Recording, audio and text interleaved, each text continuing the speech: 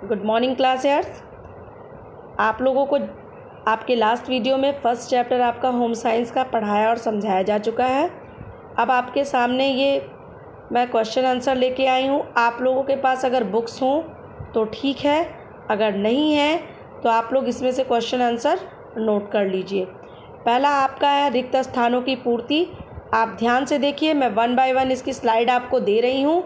आप सारे क्वेश्चंस और आंसर्स को नोट करते रहिए। पहला आपका रिक्त स्थानों की पूर्ति है, देख लीजिए ध्यान से।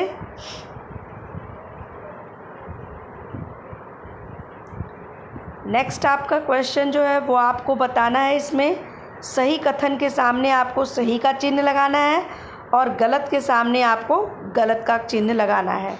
तो आप इसको ध्यान से देख लीजिए, अपनी कॉपी पे नोट कर लीजिए। जो सही है उसके सामने सही का चिन्ह लगाया गया है और जो गलत है उसके सामने गलत का चिन्ह लगाया गया है। तो आप लोग पूरे क्वेश्चंस को अपनी कॉपी पे उतार लेंगे, ध्यान से उस पर टिक कर लेंगे।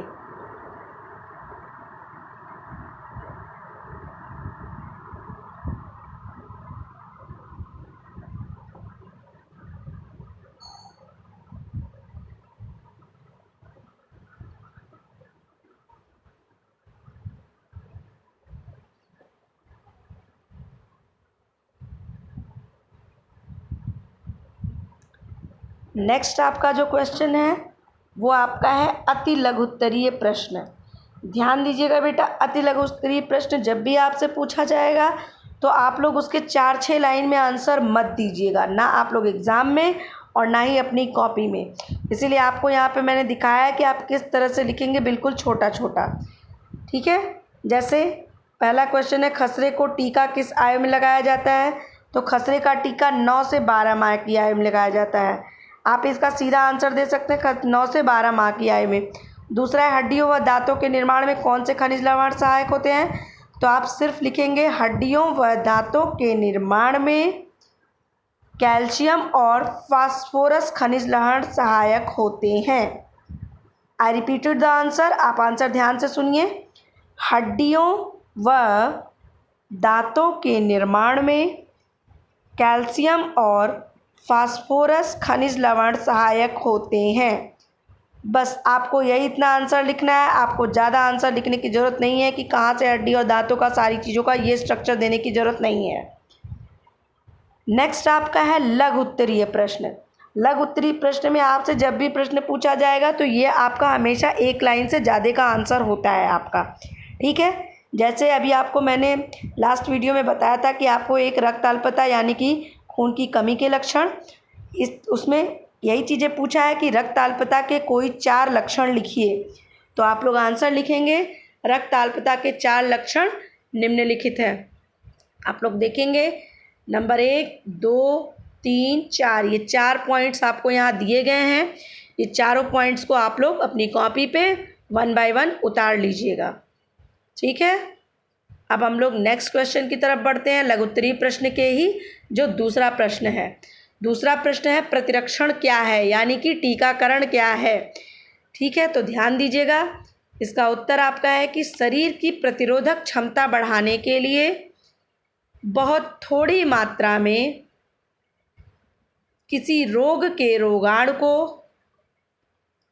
सुई द्वारा अथवा ड्रॉप के रूप में शरीर में पहुंचाना प्रतिरक्षण या टीकाकरण कहलाता है। ठीक है, ध्यान दीजिएगा इस क्वेश्चन पे बेटा, क्योंकि ये क्वेश्चन बहुत ही इंपॉर्टेंट है और इसको पूछा भी जाता है बार बार। नेक्स्ट आपका आता है दीर्घ उत्तरीय प्रश्न। तो आपको चैप्टर के आपके स्टार्टिंग में ही आपका सबसे पहला जो टॉपिक आपको समझाया गया था वो था वृद्धि निगरानी से तात्पर्य। आपका क्वेश्चन भी दीर्घ उत्तरीय का पहला है कि वृद्धि निगरानी से क्या तात्पर्य है, इसका क्या महत्व है। ठीक है, आप लोग ये उत्तर आपके सामने लिखा हुआ है, आप लोग ध्यान से देख लीजिए। पूरे आंसर में आपको जो भी इंग्लिश में लैंग्वेज लिख रही है वो मत लिखिएगा कॉपी में, बाकी जितनी चीज़ें हिंदी में लिखी हैं वो आप अपनी कॉपी पे उतार लीजिएगा। तो आपका वृद्धि निगरानी से तात्पर्य पहले आपको बताया गया है। उसके बाद दूसरी हेडिंग पड़ी है वृद्धि निगरानी का महत्व। आपको पूरे वृद्धि निगरानी के महत्व के बारे में पूरा डिटेल आपको समझाया गया है। ठीक है बेटा, इसको आप देख लीजिएगा, आराम से लिखिएगा। दीर्घ उत्तरीय प्रश्न के आपके सेकंड क्वेश्चन की तरफ चलते हैं। दूसरा क्वेश्चन है आपका, कुपोषण किन कारणों से होता है? इससे होने वाले किसी एक रोग के लक्षण व उपचार लिखिए। आपको मैंने पहले ही बताया कि कुपोषण शरीर में पोषक तत्वों की कमी या अधिकता के कारण होता है। तो आपसे यहाँ यही पूछा गया है कि कुपोषण किन कारणों से होता है और इससे होने वाले किसी एक रोग के लक्षण। तो आपको पता होगा कि आपको 2 रोग बताए गए हैं कुपोषण से संबंधित आपकी बुक में। एक आपका है क्वाशियोरकर, दूसरा आपका है रक्ताल्पता। तो आप दोनों में से चाहे जो लिख सकते हैं। चूँकि इसके पहले आपने रक्ताल्पता के बारे में लिखा हुआ है, इसलिए यहाँ मैंने आपको क्वाशियोरकर के बारे में बता दिया है, ताकि आपको सारे क्वेश्चंस अच्छे से रिमाइंड हो सकें। ठीक है, तो यहाँ पे आपका जो दूसरा क्वेश्चन है वो है, कुपोषण किन कारणों से होता है? इससे होने वाले किसी एक रोग के लक्षण व उपचार लिखिए। तो आप लोग ध्यान से देखेंगे तो आपका क्वाशियोरकर जो आपका कुपोषण के कारण आपने बता दिया है कि शरीर में पोषक तत्वों की कमी या अधिकता के कारण होता है। उसके बाद जो रोग पूछा गया है वो रोग है क्वाशियोरकर। बच्चों में प्रोटीन की कमी से यह रोग मुख्यतः होता है।